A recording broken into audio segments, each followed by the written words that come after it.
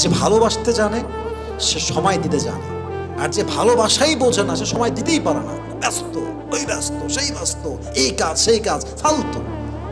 তোমার ব্যস্ত কার জন্য?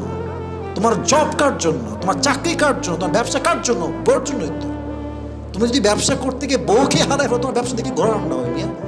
যে ভালোবাসতে জানে সে সময় দিতে জানে, আর যে ভালোই বাসে না আর খালি বাহানা, এইটা কাজ ওই কাজ, ঘোরা রান্নার কাজ। আপনি বোঝেন যেই লোকটা 18 ঘন্টা কাজ করতে পারে সে কি হোয়াটসঅ্যাপে এসে আপনার ম্যাসেজটা সিন করে রিপ্লাই দিতে পারে না? পারে। ওই ব্যক্তিত্ব নাই, ওই মনোমাইন্ড নাই, ওই ভালোবাসা নাই। আপনার কি মনে হয় যে একটা মেয়ে এত ব্যস্ত যে সে তার পুরো সময়ের ভিতরে তার স্বামীকে একটা কল দিবে, টাইম মানে কিসে ব্যস্ত? ও কি এমন মহারানী হয়েছে? হ্যাঁ, দেশ চালাচ্ছে প্রধানমন্ত্রী, তার কাছে সময় আছে স্বামীর সাথে কথা বলার, আর তোমার সময় নেই, তাই না?